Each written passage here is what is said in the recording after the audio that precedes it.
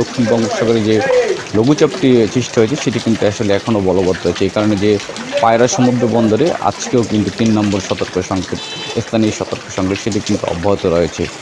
এবং যে বৃষ্টিপাতের যে বিষয়টি সেটি কিন্তু গতকাল রাতের থেকে আজকে সকাল পর্যন্ত কিন্তু এখন পর্যন্ত গোটা উপকূলীয় এলাকা জুড়ে কিন্তু মুষলধারে বৃষ্টি অব্যাহত রয়েছে এবং এটি কিন্তু আসলে কোনো ধরনের বৃষ্টি কিন্তু বিরামহীনভাবে চলছে। একই সাথে যে আরেকটি বিষয় সেটা হচ্ছে আপনাকে জানিয়ে রাখি যে আপনি জানেন যে এই বর্ষা মৌসুমে উপকূলে যে দুর্ভোগটা থাকে সেটা হচ্ছে যে চাষাবাদ এবং বেড়িবাদ কেন্দ্রিক যে সমস্যাগুলো সেটি কিন্তু আসলে এখন আরেকটা প্রভাব দেখা দিচ্ছে। আপনি জানেন যে সদ্য আমন চাষাবাদ শুরু হয়েছে, সেক্ষেত্রে যে এরকম যদি লাগামহীন বৃষ্টি অব্যাহত থাকে সেক্ষেত্রে যে আমনের যে বীজতলাগুলো সেটি কিন্তু নষ্ট হয়ে যেতে পারে। দক্ষিণ বঙ্গোপসাগরে যে লঘুচাপের কারণে সাগর কিন্তু উত্তাল রয়েছে।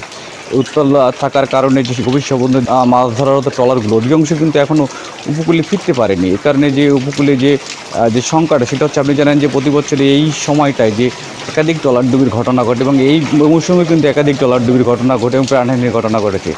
উপকূলীয় এলাকায় যে এই মুহূর্তে যে সমস্যাটা দেখে সেটা হচ্ছে যে মাছের সংকট। এই মুহূর্তে কিন্তু উপকূলীয় এলাকায় কিন্তু মাছের সংকট দেখা দিচ্ছে। আপনি জানেন যে এই এই ইলিশের এখন সিজন চলতেছে।